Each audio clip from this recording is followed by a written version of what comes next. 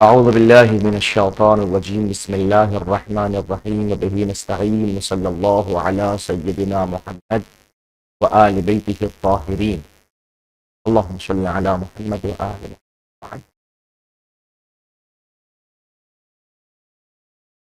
قال رسول الله صلی اللہ علیہ وآلہ وسلم تعلم العلم. حضور سرور کائنات صلی اللہ علیہ وآلہ وسلم کا ارشاد گرامی ہے کہ تعلم العلم، علم کو سیکھو، علم کو حاصل کرو، علم کو پڑھو. یا رسول اللہ، اگر علم کا حصول آپ حکم دے رہے ہیں حصول علم کا، تو آخر وجہ کیا ہے، سبب کیا ہے، ہم علم کیوں حاصل کریں؟ فرماتے ہیں فَإِنَّ تَعَلَّمُهُ حَسَنًا، اس لیے کہ علم کا سیکھنا، علم کا پڑھنا، علم کا حصول ایک نیکی.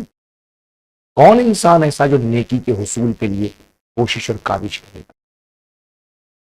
فرماتے ہیں وَمَدَارَسَتُهُ تَسْلِيمٌ، اور اس کا تکرار کرنا، اس کو دوسرے کو درس دینا، اس کو دوسرے کو پہنچانا، یہ اللہ کی تسبیح کا حکم ہے.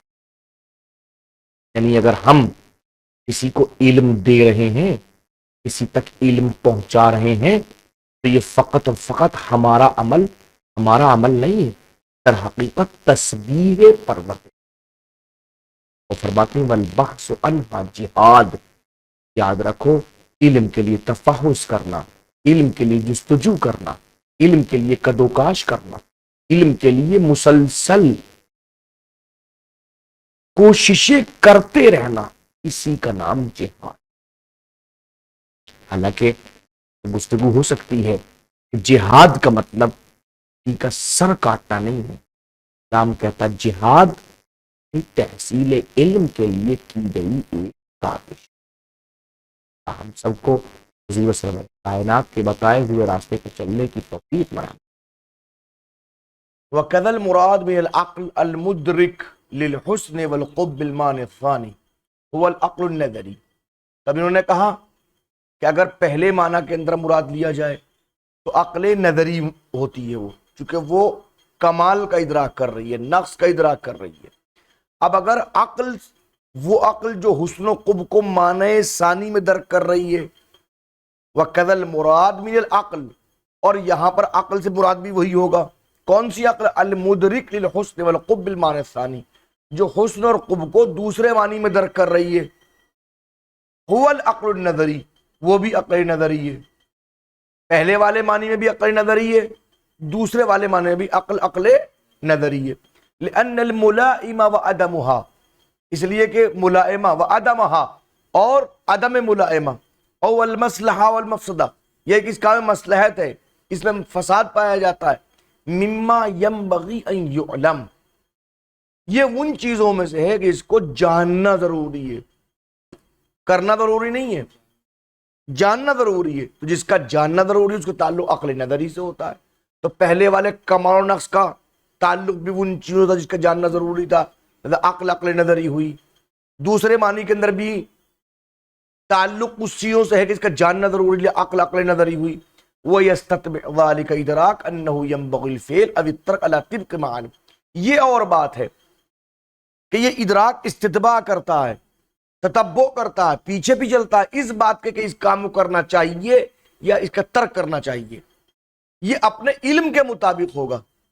تو پہلے علم نظری ہے، عقل نظری ہے، بعد میں عقل عملی ہے.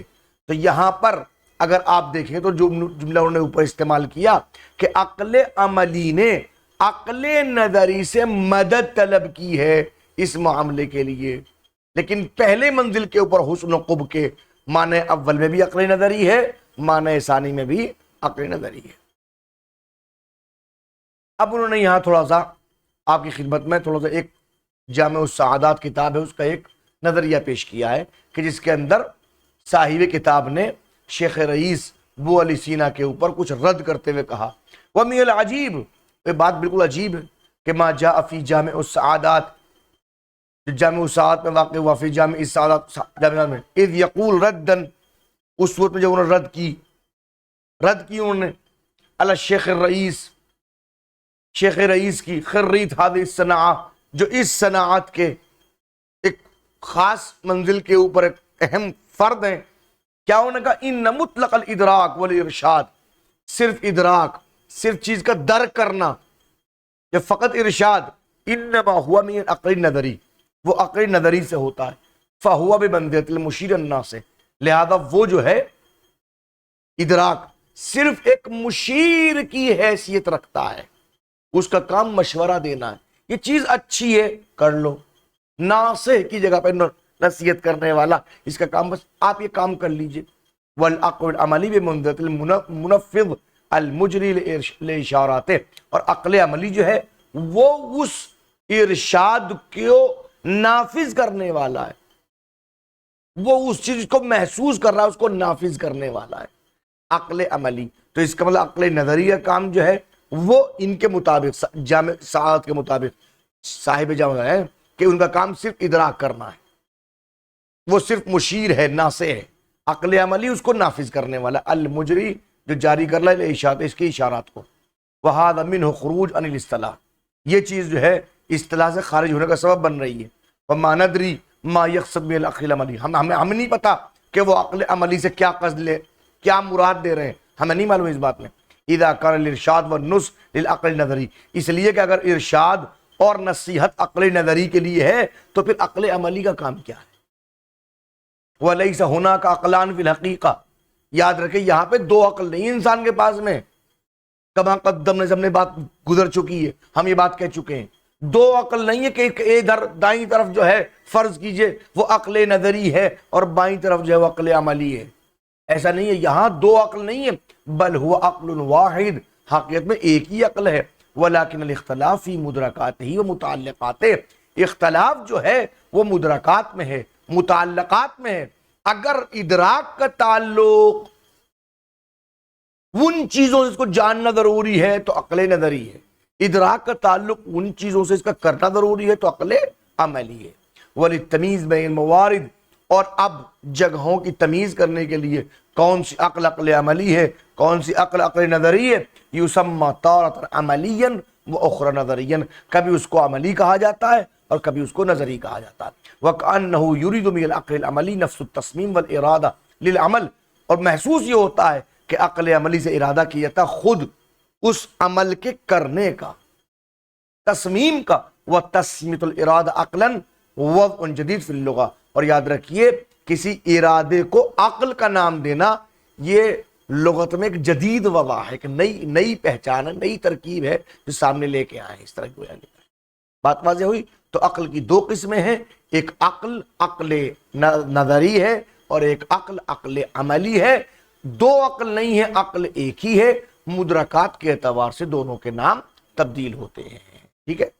اور رابع اسباب حکم العقل العملی بالحسن والقبح، گفتگو ہماری عقل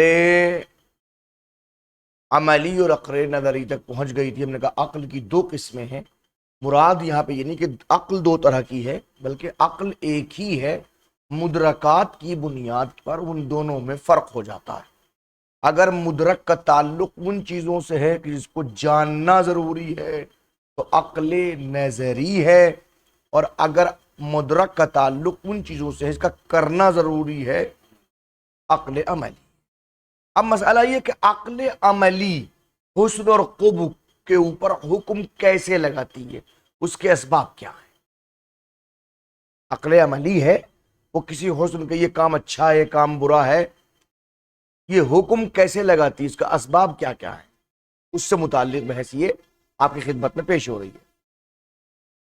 الرابع اسباب حکم العقل العملی، حکم عقل عملی کے حکم کے اسباب۔ کون سے اسباب؟ بالحسن والقبح، جو عقل عملی حسن اور قبح کے اوپر حکم لگاتی ہے، اس کے اسباب کیا کیا ہیں؟ فرماتے ہیں ان الانسان اذ یدرک ان الشیء ینبغی فعلہ، انسان جب درک کرتا ہے کہ چیز ان چیزوں میں سے ہے جسے کرنا چاہیے، اس کو کرنا بہتر ہے، فیمدح فاعلہ، لہذا جب وہ انجام دے لے تو اس کے فاعل کی مدح ہو، او لا ینبغی فعلہ، یا ہے کہ یہ ان چیزوں میں سے ہے، درک کر رہا ہے انسان کہ اس کو نہیں کرنا چاہیے، نتیجہ کیا ہو؟ فیضم فاعل ہو، اگر کوئی کر لے تو اس کے فاعل کی مذمت ہو. لا یحصل له هذا الادراک جزافا و اعتباطا. یاد رکھیں یہ حاصل نہیں ہوتا، یہ ادراک قطعاً کسی بھی شکل میں انسان کو حاصل ہی نہیں ہوتا. یہ عقل عملی کو حاصل نہیں ہوتا. لہو تو مراد جو ہے لا یحصل لہو، یعنی لا یحصل للعقل العملی، لا انسانی قید کے لیے. تو پھر جناب یہ کیا چیز ہے؟ کہ وَهَذَا الشَّأْنُ كُلُّ مُمْكِنْ حادث، یہ ہر ممکن اور ہر حادث کی شان یہ ہے کہ اس کو یہ ادراک حاصل اصلاً حاصل کا. بل لا بد له من سبب، اس ادراک کا اگر کوئی سبب ہے تو ممکن ہے کہ حصول ہو جائے، بغیر سبب کے یہ حاصل نہیں. وَسَبَبُهُ بِالْإِسْتِقْرَاءِ أَحَدُ أُمُورِ خَمْسَةٍ. اب سبب جو ہے کیا ہے؟ وہ 5 میں سے کوئی ایک امر ہے، اور اس کام کو ہم بعنوان استقراء کہہ رہے ہیں. یعنی کہ ہر چیز کو ہم نے سمیٹ کے دیکھا اور پھر ہم نے کہا کہ اب بتائیے کہ ان میں سے کون سا امکان ہو سکتا ہے، کون سا ہو سکتا ہے. تو 5 اسباب میں سے کوئی ایک سبب ہوگا جس کی بنیاد پہ یہ ادراک کا حصول ہوگا. نذکرھا ہونا، ہم یہاں پر اس کا ذکر کر رہے ہیں. ما يدخل منها فی محل النزاع، اور اسی کے اندر وہ چیز موجود ہے کہ جو محل نزاع کے نام دخول کریں گے انشاءاللہ. فی مسئلۃ التحسین والتقویع العقلیین، اس سلسلے میں حسن قبح عقلی کے مسئلے کے سلسلے میں ہم فنقول تو ہم کہتے ہیں الاول، پہلا مرحلہ، ان یدرک ان هذا الشیء کمال للنفس او نقص لها، انسان یہ درک کرے کہ یہ چیز نفس کے لیے کمال ہے، یہ چیز نفس کے لیے نقص ہے. فإن ادراک العقل لکمالہ او نقصہ، یاد رکھیے عقل کا ادراک کرنا اس کے کمال کے لیے یا اس کے نقص کے لیے، کون سی چیز اس کے لیے کمال ہے اور کون سی چیز اس کے لیے نقص ہے. یدفعہ للحکم بحسن فعلہ او قبحہ. تو اب یہ ادراک اس کو آمادہ کرتا ہے کہ اس کام کو کرنا چاہیے یا اس کام کو نہیں کرنا چاہیے. پہلی منزل کو کما تقدم قریباً، ہم نے اس بات کو قریب میں یہ بھی سمجھایا تھا آپ کو، تحصیلا لذالک الکمال. اب مسئلہ یہ کہ یہ حکم کیوں آتا ہے؟ کیوں آتا ہے؟ بھئی جب ہم نے دیکھا کہ یہ چیز اچھی ہے تو صرف برائے علم. اگر آپ نے کہا کہ کمال نفس یہ ہے کہ وہ فرض کیجئے علم سے مزین ہو، کمال جسم یہ ہے کہ وہ اچھے لباس سے مزین ہو، تو کہ صرف برائے علم ہے کہ آپ یہ جان کے بیٹھ جائیں کہ بس جسم کے اوپر اچھا لباس بھی ہونا چاہیے؟ نہیں، کہ تحصیلا لذالک الکمال. اگر آپ کو علم ہوا کہ یہ چیز اچھی ہے تو اس کمال کا حصول کیجئے، اس کمال کو حاصل کیجئے. اگر یہ لباس جسم کے لیے اچھا ہے تو کوشش کیجئے کہ وہ لباس آپ کے جسم کے اوپر سجے. حاصل میں آئی نہیں؟ او دفعا لذالک النقص، یا ایک اگر کہا ہم نے یہ چیز بری ہے، عقل نے درک کر لیا کہ یہ چیز زہر کھانا انسان کے لیے برا ہے، جس میں انسانی کو مضر ہے، موت سے اور ہلاکت سے قریب تر کر دیتا ہے، تو صرف برائے علم نہیں، اب آپ زہر کے قریب نہ جائیے تاکہ وہ نقص کو دفع کیا جا سکے. تو سبب کیا ہوا؟ اب اس ادراک کے نتیجے میں اس کمال کا حصول، اس ادراک کے نتیجے میں اس نقص کا دفع کرنا. ایک سبب تو یہ ہے، بات واضح ہوئی. الثانی، دوسرا مرحلہ، ان یدرک ملائمۃ الشیء للنفس او عدمہا، انسان درک کرے، عقل درک کرے کہ یہ چیز انسان کے نفس کے لیے ملائم ہے یا یہ کہ ملائم نہیں ہے. اما بنفسہ، یہ تو خود سے درک کرے، خود کو سمجھ لے کہ یہ چیز نفس کے لیے بہتر ہے، نفس کے لیے بہتر نہیں ہے. او لما فیہ من نفع عام او خاص، یہ اس بنیاد پہ درک کرے کہ اس چیز کے اندر نفع ہے. اب نفع کی 2 قسمیں ہیں، یا نفع خاص ہوتا ہے یا نفع عام ہوتا ہے. آپ کے پاس میں علم ہونا چاہیے تاکہ آپ کو شخصیاً فائدہ پہنچے. آپ کے پاس میں علم ہونا چاہیے تاکہ آپ کے ذریعے سے سماج اور معاشرے میں علم پہنچے. تو یہ نفع خاص ہے یا نفع عام ہے؟ تو نفس کے لیے ملائم ہے کوئی چیز، یہ تو خود معلوم ہو گیا نفس کو کہ یہ چیز میرے لیے بہتر ہے، یا اس بات کو دیکھا کہ اس کے اندر جانے کے بعد میں ہمیں فائدہ ہوگا، اس کے اندر جانے بعد ہمیں یہ نقصان ہوگا، یہ تمام کیفیت سامنے آئیں گی. ٹھیک ہے نا، یہ نوعیتیں موجود ہیں. فَيُدْرِكْ حُسْنُ فِعْلِهِ، اب جب انسان کو درک ہو گیا کہ یہ چیز نفس کے لیے ملائم ہے، یہ نفس کے لیے ملائم نہیں ہے، تو نتیجہ کیا ہوتا ہے؟ فَيُدْرِكْ حُسْنُ فِعْلِهِ، تو اس کے فعل کی اچھائی کو بھی انسان درک کرتا ہے، او قبحی، یا اس کے قباحت کو بھی درک کرتا ہے. کیوں کرتا ہے جناب علی؟ تحصیلا للمصلحہ، تاکہ اس مصلحت کا حصول کر سکے. اس میں مصلحت ہے ہمارے لیے، بہتر ہے ہم یہ کام انجام دیں. او دفعا للمفسدہ، یا اگر نقص نظر آتا ہے، نقص یہ نفس کے لیے ملائم نہیں ہے، پریشانی کے سبب لہذا اس فساد کو دور کرنا چاہیے. بات واضح ہوئی؟ اب آئیے انہیں ایک بحث شروع کر رہے ہیں.